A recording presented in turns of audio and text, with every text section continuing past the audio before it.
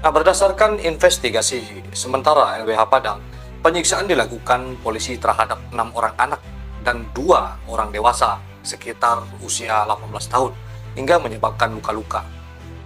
Ternyata sikap polisi menolak tudingan ini, yang mana menurut mereka itu telah mencoreng nama baik institusi kepolisian, yang mana Komisi untuk Orang Hilang dan Korban Tindak Kekerasan atau yang disingkat dengan Kontras dan juga LBH Padang telah menciptakan kontroversi. Kepolisian justru mencari siapa yang telah memviralkan berita ini dan melibatkan nama institusi kepolisian itu sendiri sebagai pelaku utama dalam pembunuhan Afif Maulana ini. Tetapi trial by the press yang disampaikan oleh seseorang atau oknum seseorang yang menyampaikan di media massa sehingga viral itu masih perlu kami dalami. Sehingga kami saat ini sedang berupaya untuk mendapatkan yang bersangkutan untuk kami periksa sejauh mana dan apa yang dia ketahui terhadap apa yang diucapkan di media sosial itu. Dan juga kepolisian membantah adanya penyiksaan itu, yang mana bertolak belakang dengan keterangan Kontras dan juga LBH.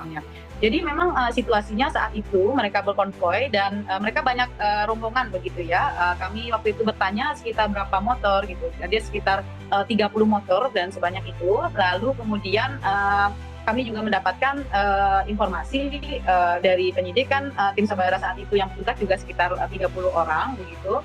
Dan kemudian mereka bermotor dan bertemu gitu dengan kepolisian dan kemudian terjadilah heboh-heboh begitu. Putar sana, putar sini, lalu jatuh dari motor, ditendang, jatuh dari motor, lalu kemudian kabur-kaburan. Nah, begitu situasinya.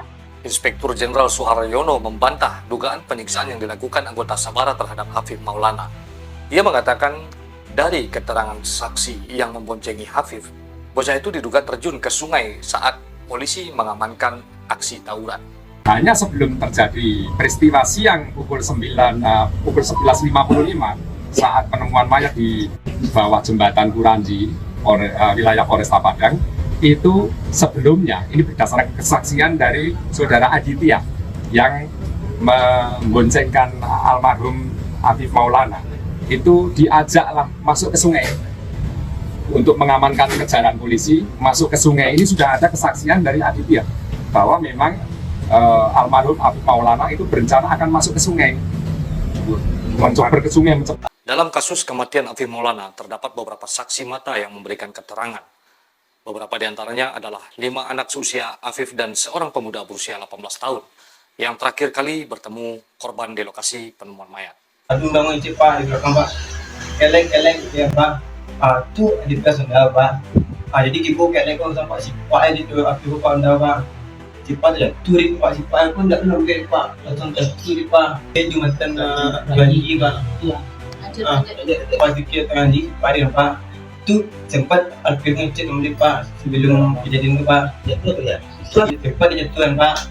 Tu ajak dua pandit melompat pandit dan lebih dia lompat abang menyerang lebih Pak. Abang jadi abang lebih dan melompat lebih ditabilah pedik kan Pak. Tanpa dia dapat Pak, nyawa bawa dia Pak. Nak tahu dia dimaksud Pak. Bawa dia ke proses